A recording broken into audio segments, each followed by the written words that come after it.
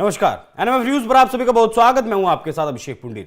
Yogi Adityanath, bulldozer और supreme court, ये तीनों शब्द इस वक्त चर्चा का विषय बने हुए हैं, क्योंकि बुलडोजर एक्शन को लेकर सुप्रीम कोर्ट का फैसला आया था, जिसमें कहा गया था किसी की भी आप प्राइवेट प्रॉपर्टी पर बुलडोजर नहीं चला सकते। तब कहा गया, विपक्ष की तरफ से आरोप लगाया गया, ओवैसी बोले, अखिलेश बोले कि अब बुलडोजर नहीं चलेगा, बुलडोजर अब शेड में जाकर खड़ा हो जाएगा। तो अब जो योगी आदित्यनाथ और बुलडोजर एक दूसरे का पर्याय बन चुके हैं, वो अब काम कैसे करेंगे, जिस पर योगी आदित्यनाथ की तरफ से, उनकी सरकार की तरफ से जवाब आया, और उस जवाब में क्या कुछ कहा गया उस पर भी हम चर्चा करेंगे।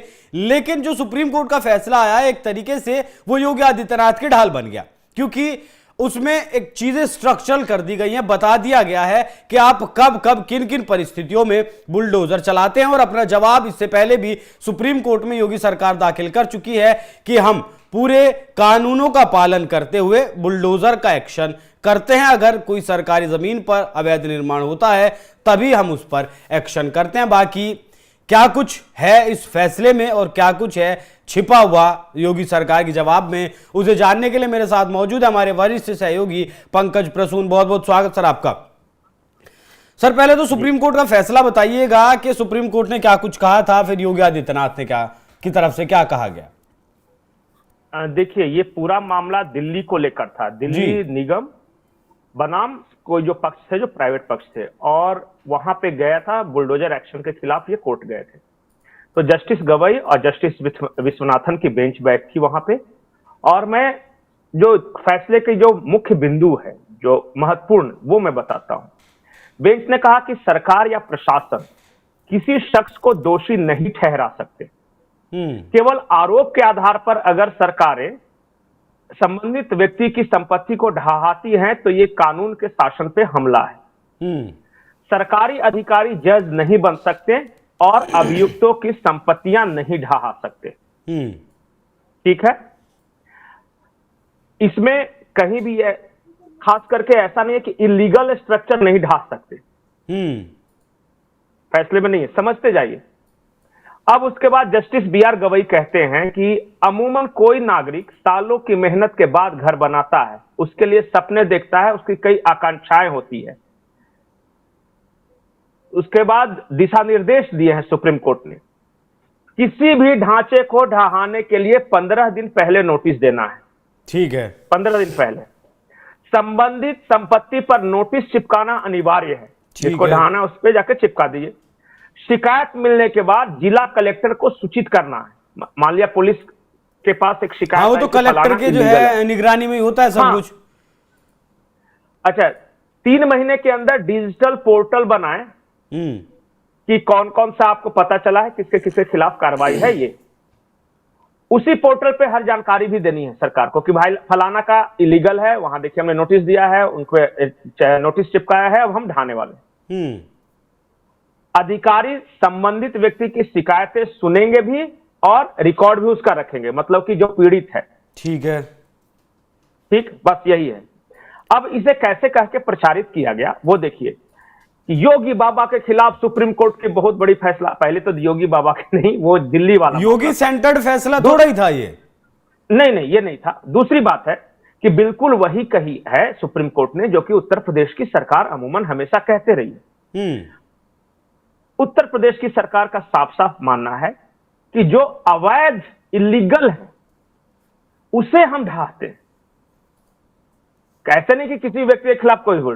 दूसरी बात, उत्तर प्रदेश सरकार का कहना है कि हम जाति, धर्म, पंथ, मजहब आदि को देखकर नहीं करते ये काम। उन्होंने बाकायदा ये सूची निकाली है, उसमें हिंदू भी है, मुस्लिम भी है, हर जाति के हैं लोग हैं, जो कि देखिए जो क्रिमिनल है वो है ना।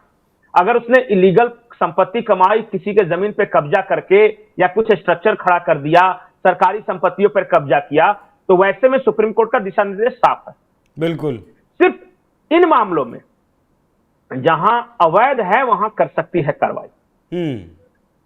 अब नैरेटिव गढ़ने वाले तो अपने तरह से गढ़ेंगे कि बिल्कुल, जो मुसलमानों का नाम लेते हैं, मैं उन्हें बता दूं कि 30% सिर्फ मुसलमानों की प्रॉपर्टीज और बुलडोजर चले, 70% हिंदू ही हैं जिनकी प्रॉपर्टीज पर योगी सरकार का बुलडोजर चल रहा है। तो पंकज जी, ये जो कहा जा रहा है कि अब ये जो फैसला है ये योगी सरकार की ढाल बन गया एक तरीके से, क्योंकि अब सुप्रीम कोर्ट ने तय कर दिया कि भाई आप इन मामलों में कार्रवाई करिए, कर सकते हैं।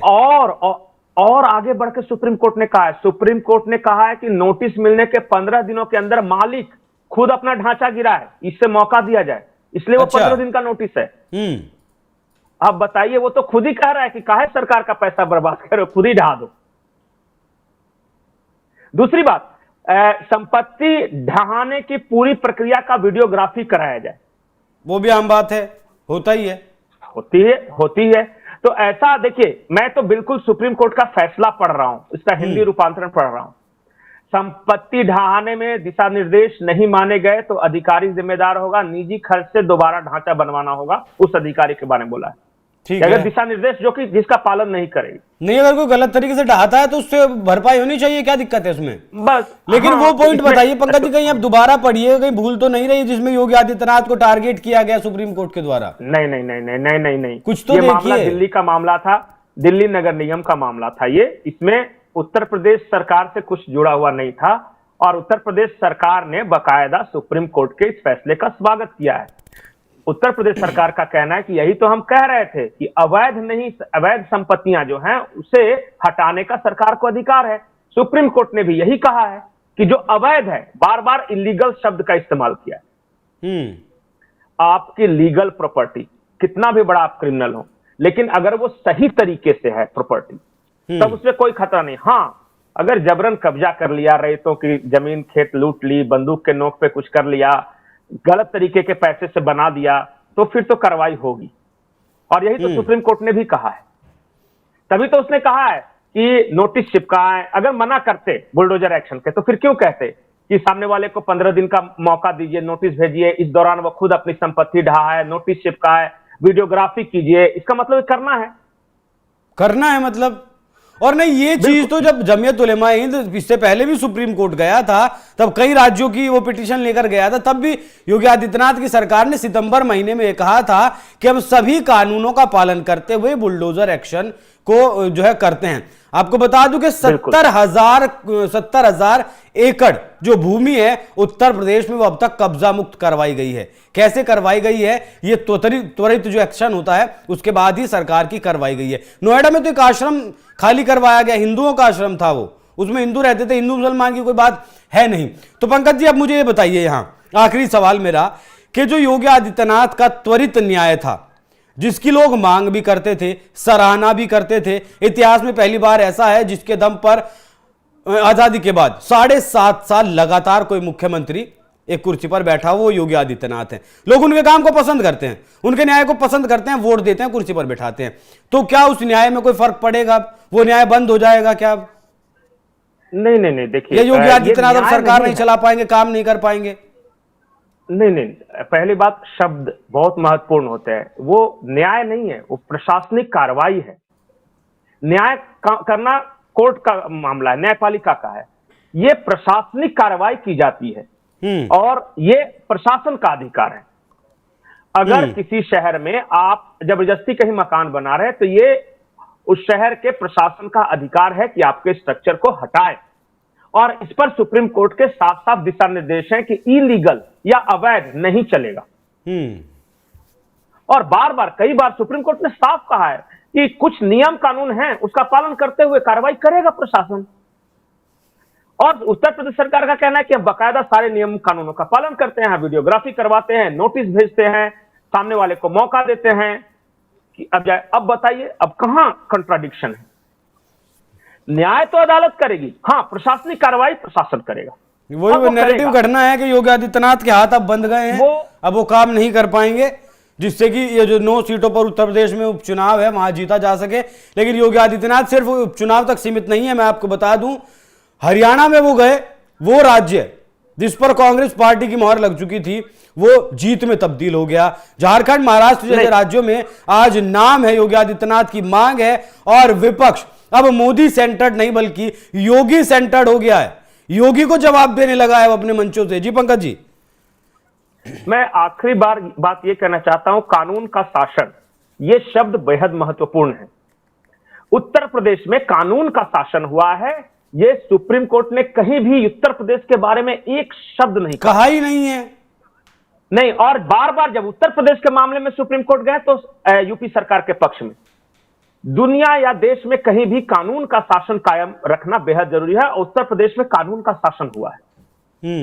इसलिए 70,000 जो कब्जाई गई भूमि थी, जो एकड़ बता रहे हैं, वो कब्जा मुक्त की गई है। जी, आपकी आवाज नहीं आ रही पंकज जी।